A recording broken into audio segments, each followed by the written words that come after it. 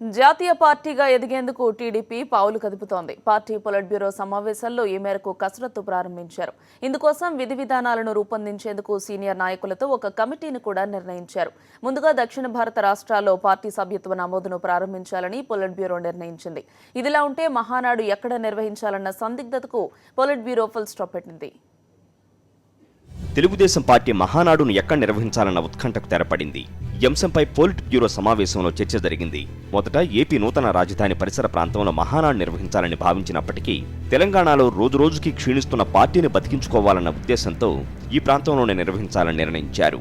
నిరాశలో ఉన్న పార్టీ శ్రేణుల్లో నూతనోత్సాహం నింపాలంటే మహానాడును హైదరాబాద్లో నిర్వహించడమే మంచిదనే అభిప్రాయాన్ని సమావేశం వ్యక్తం చేసింది.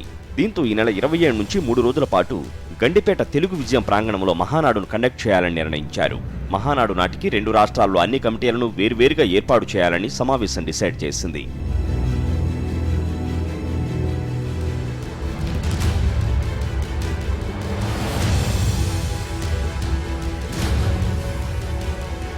ఇరవై 28, 29 3 రోజులు మహానాడును తెలుగు విజయం గండిపేటలో నిర్వహిస్తున్నాం.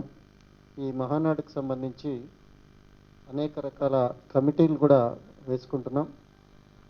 ముఖ్యంగా 2 రాష్ట్రాల్లో ఉన్న రాజకీయ పరిస్థితి, 2 రాష్ట్రాల్లో జరుగుతున్న అభివృద్ధి సంక్షేమ కార్యక్రమాలు, అటువైపు ప్రభుత్వం చేస్తున్న కార్యక్రమాలు, ఇక్కడున్న ప్రభుత్వం చేస్తున్న ప్రజా వ్యతిరేక కార్యక్రమాలు, ఇట్లాంటివన్నీ కూడా చర్చ ఉంటుంది. మరోవైపు జాతీయ పార్టీగా విస్తరించే అంశంపై కూడా పొలిట్ బ్యూరో సమావేశం దృష్టి సారించింది. ఇందుకోసం పార్టీ సీనియర్ నాయకులు యనమల రామకృష్ణుడు, రావుల చంద్రశేఖర రెడ్డి, పయ్యావుల కేశవ్ సభ్యులుగా ఓ కమిటీ నిర్ణయించింది. జాతీయ పార్టీగా ఆవిర్భావం కంటే ముందే పక్క రాష్ట్రాలైన కర్ణాటక, తమిళనాడు, పాండిచ్చేరిలలో పార్టీ సభ్యత్వ నమోదు ప్రారంభించాలని సమావేశం నిర్ణయం తీసుకుంది. పార్టీ పరంగా రేపు 10వ తారీఖున బెంగళూరులో ఉదయం 10 గంటలకి, సాయంత్రం 4 గంటల ప్రాంతంలో చెన్నైలోను, మరి 14వ తారీఖున అండమాన్ నికోబార్ దీవుల్లోనూ సభ్యత్వ నమోదుని ప్రారంభించడం జరుగుతుంది. ఇవన్నీ కూడా తెలుగుదేశం పార్టీని జాతీయ పార్టీగా రూపాంతరం చెందించే దిశగా వేస్తున్నటువంటి అడుగులుగానే మనం భావించాలి. గతంలో అనుకున్నటువంటి కమిటీ ఏదైతే ఉందో దాన్ని అఫీషియల్గా ఇవాళ ప్రకటించడం జరిగింది. జాతీయ పార్టీగా రూపొందించడానికి చట్టపరంగా